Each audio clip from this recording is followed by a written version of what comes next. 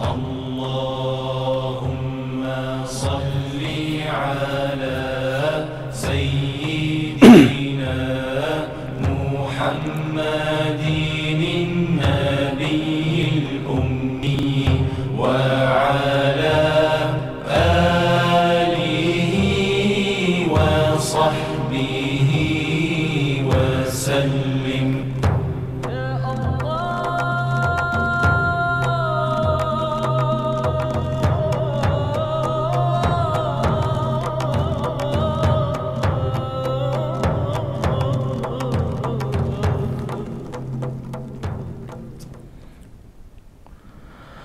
Euzu billahi mineşşeytanirracim. Bismillahirrahmanirrahim. Elhamdülillah ve salatu vesselamu ala Resulillah ve ala alihi ve sahbihi ve men vala ama ba'du. Hürmetli qarindoshlar, biz bugün ümmeti Muhammed biz namlıq söhbetimizden tekrar yüz görüşdük. Yana söhbetimizin asasi mazmunu şu haqda davam qılıdı. Yani biz asla yo'qolmaymiz. Gerçi reallıqımız nəhayət echinishlik bolsumu, türlük suiqasdlar bizni tarafdan urib bolsumu, her türlük hiymekerler bizning oldimizga to'sqinlarni keltirib olgan bolsumu, ammo biz asla ve asla yo'qolmaymiz. Halbuki qo'limizda Alloh subhanahu va taolaning kitobi bo'lgan Qur'on tursa, Resulullah'ның 23 yıl hayatida ameli ko'rsatib qo'ygan hadislar tursa, biz nim deb yo'qolgudekmiz. Biz asla yo'qolmaymiz. Qur'oni Karimga qarasak, hadisga qarasak, necha o'nlagan, necha yuzlagan hadis, oyatlar bizga shunda bir xo'sh bishorat turib turadi. Ya'ni sizlar pat arada dunyoning oldiga o'tsizlar. Burunqi izzitinglarni qaytirib olasizlar. Bu dinni haqiqiy shaklda tushungan har qanday odam bu nuqtani tushunadi. Ama bu yerdeki bir mesele, şu münasebetlerini söz aralığına kıstırıp ütey, bu dinni haqiqiy tushunishda asli to'g'ri bo'lgan manbadan elish. Gerçi sözümüzden temiz olmasın ama kıstırıp qo'yishni to'g'ri debdi. Biz ko'p holda dinimizni atrofdagi uningdan yoki buningdan elavatimiz. Bir musulmon hayotida men musulmon deb yashaydi. Hayotida men Qur'on ummati deb yashaydi. Hayotida Payg'ambar alayhisolamning ummati deb yashaydi. Qur'onni bir qitim o'qib boqmaydi. Hadis mening hayotimga nim deydi, bunga qarab boqmaydi. Balki atrofdagi, o'zining atrofidagi ya diniy olim nomida va yoki boshqa bu manbalardan oladi. Shunga qarindoshlarimizga mushu munosabat bilan qilib oladigan bir tavsiyamiz, atrofinglardagi ishonchli olim ulamolar sizlarga Qur'on hadisni tushundirsin. Sizlar dinni Qur'on hadisdan ilinglar. Kishilarning egizdan emas. Chunki odam qancha olim bo'lib ketsa, yashagan muhiti, beshidan o'tkazgan kechmishlari uningga ma'lum darajada ta'sir qiladi. Uning sizlarga din deb tushuntirib qo'ygan ba'zi hukmlari asli sap manbadagi din bilan o'xshamay qolib qolishi mumkin. O'zimizning gapiga kelaylik. Biz bayatdan deb o'tdik, biz asla yo'qolmaymiz deb. Unda bo'lsa, bugungi kunimizdagi tatiyotgan kunimiz nima? Bugungi kunda ko'z oldimizda ko'rilib turilayotgan yo'qolib ketish xavfi nereden kelgan? Bu yerda Alloh subhanahu va taolaning zimindagi o'zining mu'min bandalari bilan yana bir tarafning o'tiridagi bir qonuniyatini tushunishimiz kerak qarindoshlar. O qonuniyat olsa-mu almashtirish qonuniyati. Alloh subhanahu va taolo kunlarni almashtirib turdi.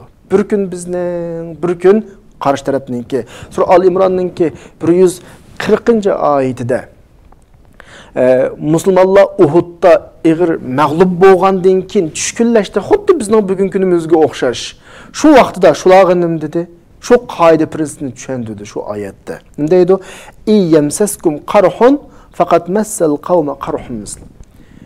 Sizlarga bugun musibat yetgan bo'lsa, sizlarga bugun bu qadar xafaliq tushgan bo'lsa, ulug'imi tushgan o'xshash xafaliq. Wa tilkal ayyam nudawiluha baynan nas. Kunni ashta almashtirib turamiz. Bugun bizning ata u tarafninki.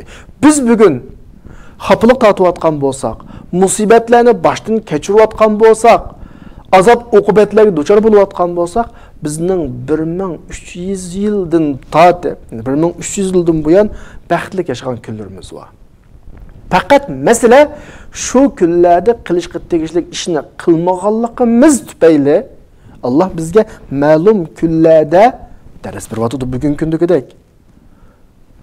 Shu ilgirki, masalan, tarixga qarab boqqandak bo'lsak, Yevropa bir o'rmonga o'xshash yashagan bir davrni beshini o'tkazgan, kuchliklar ojizlarini yeb, na qonun degan narsa yo'q. Jaholat qaplagan bir davrni beshini o'tkazgan. O vaqtda saltanat kimning? Musulmonlarning. Xitoylarni o'xandallik, bu xandallik necha yuz yillab urush tugamagan, jaholatini qutlanmagan bir bosqichni, jarayonni beshini o'tkazgan. O vaqtda izzat kimning? Izzat bizning. Bir millat bir mezgil hukm suruydi. Ondan keyin bir mezgil tushidi.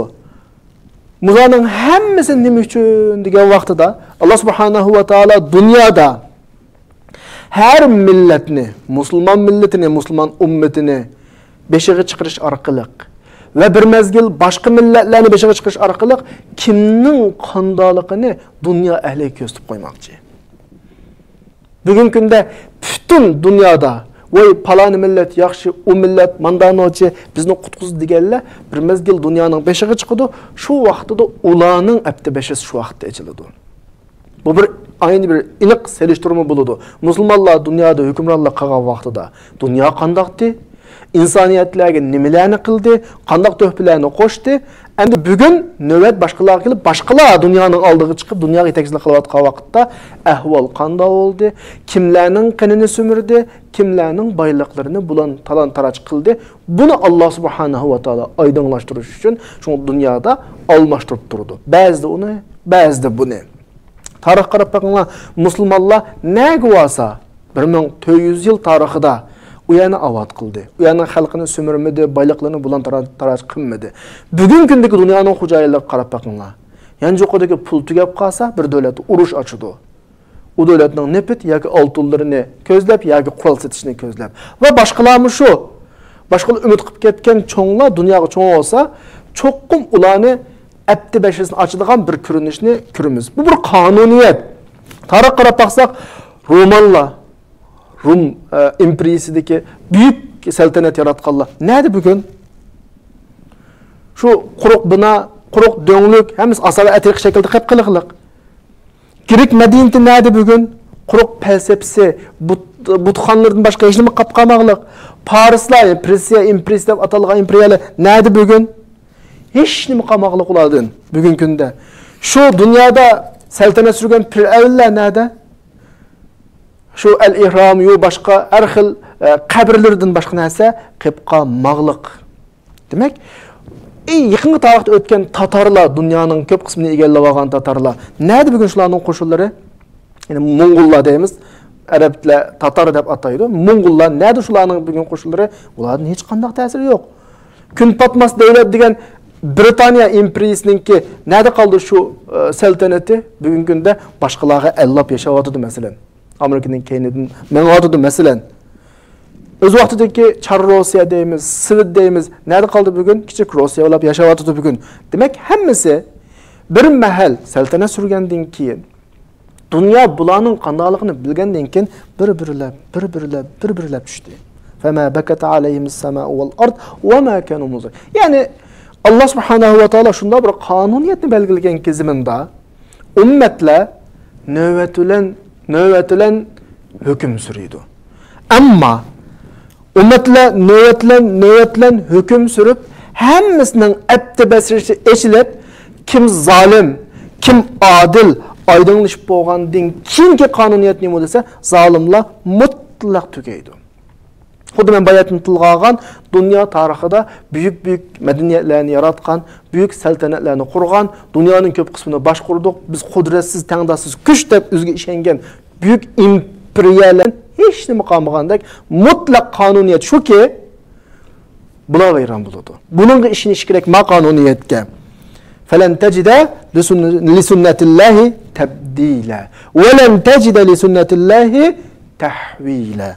Çokum bu qonuniyat. Buningga mutlaq ishonish kerak. Unda olsa har qanday millat ashta bir mezgil devri sürüp, bir mezgil saltanat sürüp yo'qoldi ekan islom ummati shu. Dunyoda bütün ummatlarga o'xshamaydigan bir qonuniyat mana bizning qonuniyat. Biz islom ummatining qonuniyati. U o'simi islom ummati asla va asla yo'qolmaydi. Bu qonuniyatni tushunish kerak. Bayat men nurg'un dunyoda yashab o'tgan büyük milletlerning ismini tilg'ab o'tdim.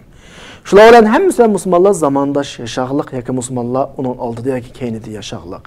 Bugungi kunga qarab baqayli, ta hozirga qadar musulmonlar bor, ammo ulardan asar yo'q. Fir'avnlar nada? Qayta takrorlay. Rum imperiyasi nada? Shu Mo'ng'ullar nada? Shu tilg'a olsak, imperiyalar va dunyoda qudratli davlatlar va nada shular? Hech qaysi yo'q, ammo musulmonlar bor. Ammo islom ummati bor. Yani bir qitim takrorlay, Allah'ның zimindeki qonuniyati shuki, bütün ummatlar, bütün milletler yo'qoladi. Zulm qiladi, yo'qoladi. Çünkü adillanmaydi ular. Ularning vujudidagi singan tabiat adil bo'lanmaslik. Va yana bir qonuniyat shuki, islom ummati tamamen ularga o'xshamaydigan bir qonuniyatga u o'simi islom ummati bütün ummatlar, bütün milletler tushgandan keyin, cho'kkandan keyin qolib qolgan islom ummati bo'ladi. Tamam, bir mezgil acizleşişi mümkün. Bir mezgil yıkılışı mümkün. Ama İslam ümmeti yıkılgan yerden orundan durdu. Acizleşken yerden kaytıdan güçlünüdü. Bir mezgil harlıkka tatıp kalışı mümkün. Aşı harlık tatıp yerden özünden izzetini tapıdı. Nimişka. Ben bunu nimiga asasında şuna dayıma karandaşlar. Niçin İslam ümmeti ümmetke okşaş yok almaydı. Nima uchun boshqalar yo'q bo'ladi? Chunki dalilim shu. Qur'onda islom ummatini bütün ummatlarga shahid qilib belgiladi. Sura Baqaraning 143-oyatini o'qib boqayli. Va kazalika ja'alnakum ummatan wasata litakunu shuhada 'alan-nas va yakuna ar-rasulu 'alaykum shahida. Yani oyatning mazmuni shu. Sizlarni eng yaxshi ummat qildik. Sizlar bütün ummat kishilarga da'vatida Qur'onda kishilarga shahid bo'lsizlar da'vatida. Endi bu shahid degan nima degan gap? Guvochi degan nima degan gap? Biz mushunaliqi normal o'zimizning tushunchasi bo'yicha bir tushunib boqayli. Bir voqea yuz bergan bo'lsa, bu voqeaning bir guvochisi bor. Mushu guvochi voqeaning tafsilotini sözlep guvalık kurdu. Endi bu guvachi bo'lish uchun nima bo'lish kerakdi? Voqeaning baş oyog'idan bo'lish kerak. Voqeaning beshidan tortib oyog'igacha shu voqea yuz bergan joyga shahid bo'lish kerak. Bu shahidning sharti. Birishqa guvohlik berish uchun tafsilotni bilish kerak. Endi biz ummati Muhammadiya bütün kishilarga guvochi qilindik degan gap, biz dunyoda boshdan oxiri mavjud yashaymiz. Bizden ilgili ötken ummetlerge Kur'an'ın guvalık olan guvalık birimiz. Ama İslam ümmeti zamanı geldi. Ümmeti Muhammediye'ninki devri başlandı. Ta kıyametki kadar yüz bergen bütün işlağa biz şahit olumuz. Bizden Kur'an'daki silah şahit silah diyen bu vazifini adaklaşımız için mevcut oturuşumuz gerek. Şu bir yerde şu noktada işiniz gerek. Biz asla ve asla qanday qilmaymiz, yo'qolmaymiz. Madem zimin bo'lib turdi ekan. Hayot bo'lib turdi ekan.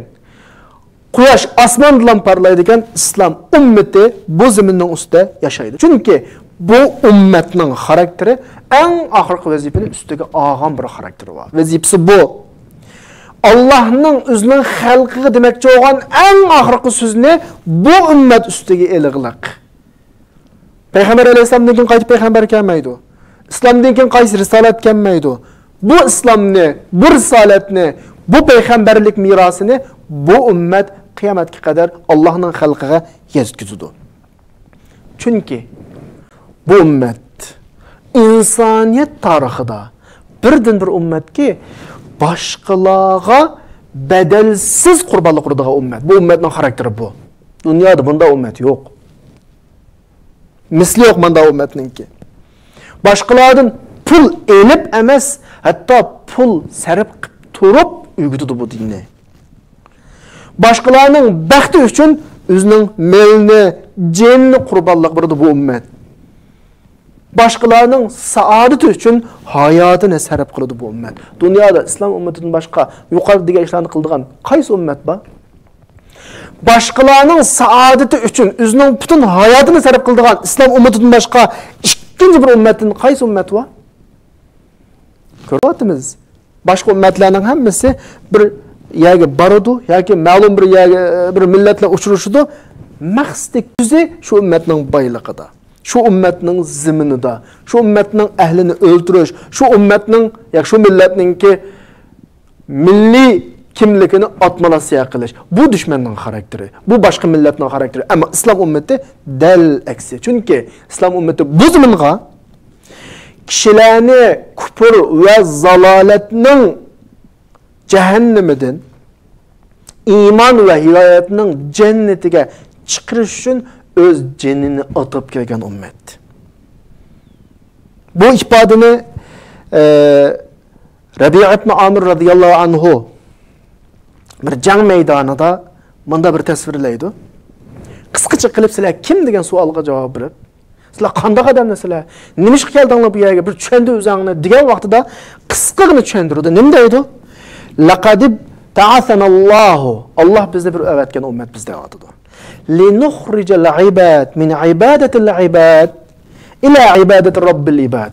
Biz şunda bir milletmiz ki, şunda bir ümmetmiz ki, Allah bizni kişilerini insanlığa ibadet kılıştın, Allah'a ibadet kılıştın, çıkırış için evetken millet. Vazifemiz bu davatıdır. Başka dinlerin zulmeden İslam'ın adaletini çıkırış için, dünyanın tarçılıkıdan, dünya ahiretinin bəxət saadetiga chiqib. Ummatning vazifasi bu. Bizning ummat bu vazifani ustiga olgan ummat. Bizning ummat dunyoga qilgan xizmati uchun, insoniyatga qilgan xizmati uchun hech kimdan ajr talab qilmaydigan, hatto rahmat emasmaydigan ummat. Manda ummat bo'lgan ekan, bu ummat zaminning egisi ummat. No'g'anda zamin yo'qolmoqcha biz yo'qolmaymiz. Biz yo'qoldik degan gap, zamin yo'qoldi degan gap. Shunga bu nuqtaga to'liq ishonishinglar kerak. Chunki oyatda aniq deyilindi: "Kuntum khayra ummatin ukhrijat lin-nas, ta'muruna bil ma'ruf va tanhauna 'anil munkar va tu'minuna billah." Bizning vazifamiz bu. İslam ummatining xarakteri tabiiyda bu bo'lgan ekan, biz nima uchun tushkunlashimiz, nima uchun kelgusimizdan ansiraymiz? Nima uchun o'zimizning vazifasini unutib, shaxsiy kishilik hayot peshiga tushimiz? Bu haqda qarindoshlarimizning o'ylanib baqish kerak. Vaqt munosabati bilan bugungi suhbatimiz mushada oxirlashdi. Inshaalloh Alloh muvaffaq qilsa, suhbatimizni davomlashtiramiz inshaalloh. Va oxiru da'vana alhamdulillahi robbil alamin. Allahumma salli ala sayyidina Muhammadin nabiyil ummi wa